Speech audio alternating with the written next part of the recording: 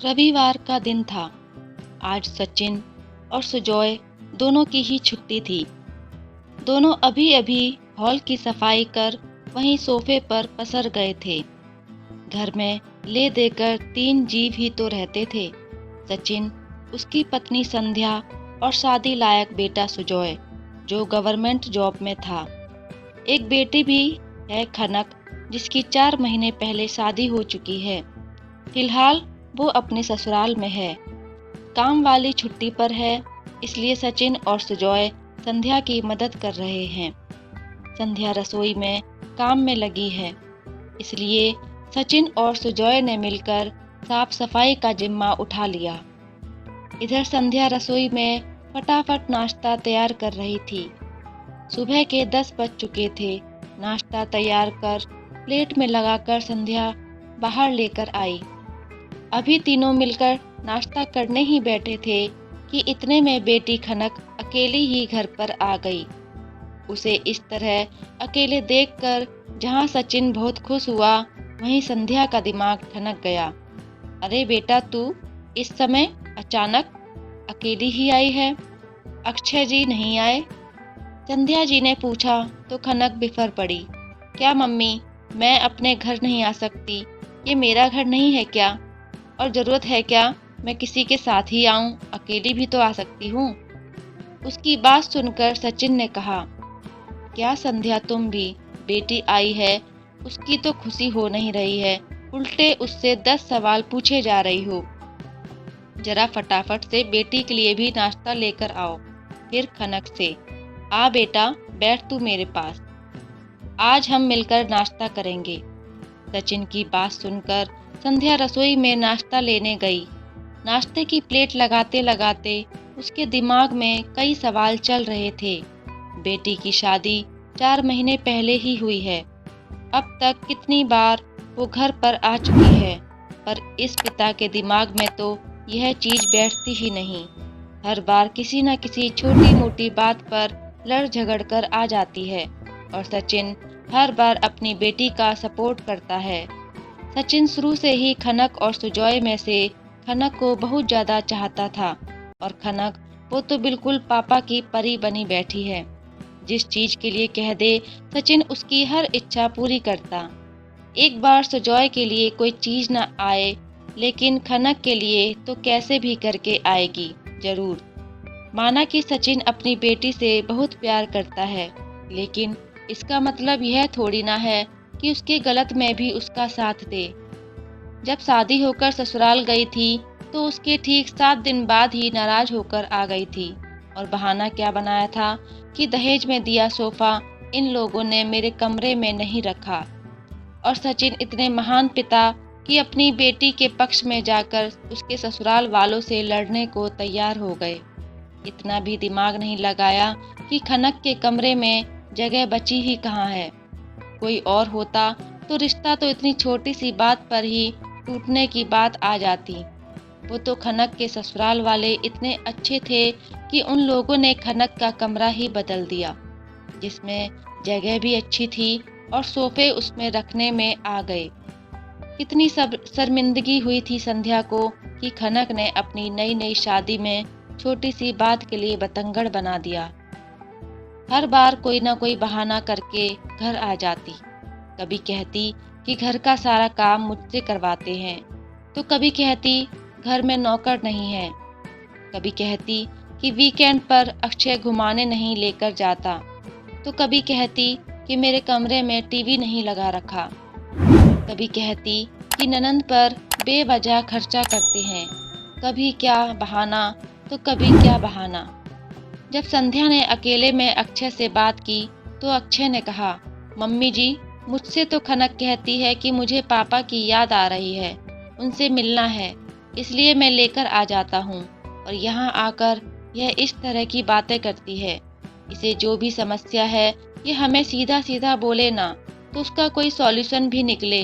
और सबसे बड़ी बात है कि कोई चीज़ उसके मन मुताबिक नहीं होती तो बस उसी चीज़ का बतंगड़ बना देती है। कुछ समझदारी भी तो दिखाए।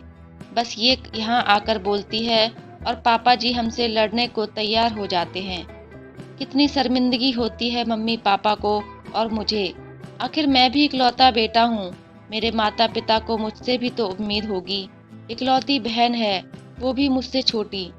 अगर अपनी खुशी से उस पर थोड़ा सा खर्च कर देता हूँ तो उसमें बुरा मान जाती है, जबकि बहन तो मुझसे कुछ मांग ही नहीं रही।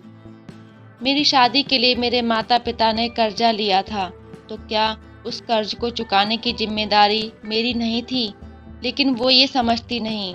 तब भी कितनी शर्मिंदगी महसूस हुई थी संध्या को। कई बार खनक को समझाने की कोशिश की, पर वो है कि अपने पापा की शह में समझना नहीं चाहती, और उसके पापा उनके लिए तो अपनी परी का प्यार हटता ही नहीं। सारी दुनिया में बस उन्हें उनकी बेटी ही दीन दुखी नजर आती है, और उसके ससुराल वाले जल्लाद। ऐसे तो उसका घर बसने से रहा, लेकिन हर बार अक्षय साथ होता है, पर आज ही अकेली। जरूर कोई ना कोई बात हुई होगी। सोचते सोचते ही संध्या ने प्लेट लगाई और नाश्ता खनक को देने के बाद वहीं बैठकर नाश्ता करने लगी। साथ ही साथ बेटी के चेहरे के हाव भाव को पढ़ने की कोशिश करने लगी। लेकिन इतने में खनक बोली, पापा, आपको मेरी फ्रेंड अदिति याद है, जो मेरे साथ पढ़ती थी? हाँ हाँ याद है, क्यों, क्या हुआ? उसकी मम्मी का कॉल आया था कल मुझे। वो अदिति के लिए सुजॉय का रिश्ता के चाहते हैं। मैंने तो जब से उनसे बात की है, तब से मुझे यहाँ आने की लग गई थी। अक्षय तो शाम के लिए बोल रहे थे, पर मैं तो अकेली ही चली गई। उसकी बात सुनकर संध्या को थोड़ी तसल्ली हुई, और मन ही मन खुशी हुई कि हे भगवान, चलो कोई बड़ी बात नहीं है।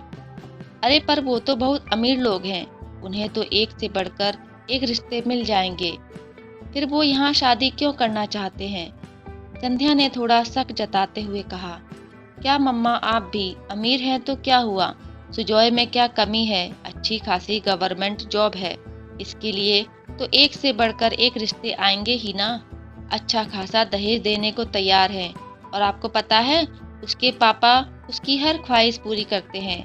वो जिस चीज के लिए कह देती है, वो शाम तक उसके हाथों में होती है। उसके पापा ने बिल्कुल उसको परी की तरह पाला है, जैसे मेरे पापा ने मुझे पाला है।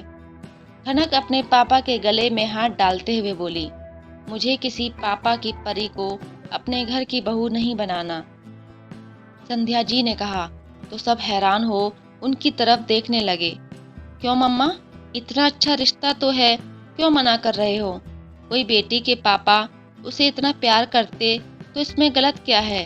खनक ने तुनकते हुए कहा, देख बेटा, प्यार करना अच्छी बात है, पर अंधा प्यार करना गलत है।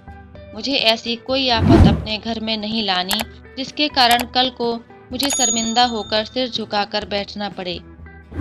आप कहना क्या चाहती हो?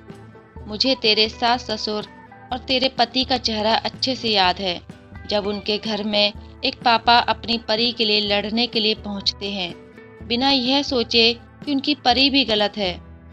मुझे तेरी उस ननंद का चेहरा याद है, जो उम्र में तुझसे 8 साल छोटी है, स्कूल में पढ़ती है, लेकिन उसका भाई उस पर थोड़ा सा खर्चा कर देता है तो उसकी पत्नी बुरा मानकर अपने मायके आकर बैठ जाती है, और बजाय अपनी परी को ये बात समझाने के, उसके पापा उसके पति की हालत टाइट कर देते हैं।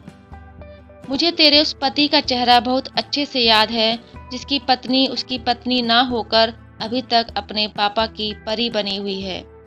जब उसके पापा उसके पति को 10 बातें सुना रहे होते हैं, तो उसकी पत्नी का थोड़ा सा भी स्वाभिमान नहीं जागता।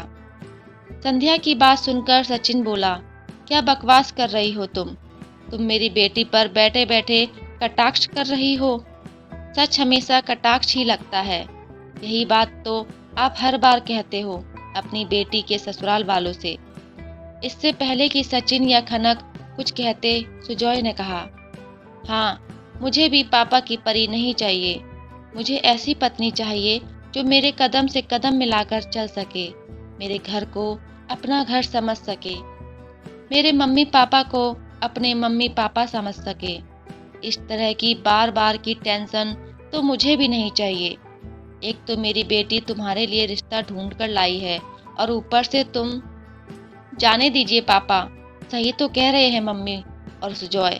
मैंने ही आपके प्यार और कुछ ज़रूरत से ज़्यादा इस्तेमाल किया है। कभी अपने ससुराल वालों को अपना समझा ही नहीं। पर मम्मी प्लीज़ मुझे माफ़ कर दो, मैं कोशिश करूँगी बदलने की। संध्या ने खनक की बात सुनकर उसे गले लगा लिया। दोस्तों, सबसे बड़ा सत्य है, माँ के श्रवण कुमार और पापा की परी सुनने में बड़े अच्छे लगते हैं, लेकिन इन अंध भक्तों से तो भगवान ही बचाए, क्योंकि इनकी अपनी कोई सोच और समझ नहीं होती। जब भी अपने बच्चों के लिए रिश्ता देखने जाएं, यह कंफर्म कर लें कि कहीं आपका पाला इन लोगों से तो नहीं पड़ रहा। दोस्तों, कहानी कैसी लगी कमेंट में ज़रूर बताइएगा, और अगर आप चैनल पर नए हैं तो चैनल को सब्सक्राइब ज़रूर कीजिएगा। आपका एक सब्सक्राइब मेरे लिए मोटिवेशन का काम करता है। तो मिलते हैं अगली एक और ऐसी अच्छी कहानी के साथ। तब तक के लिए आप सभी का धन्यवाद।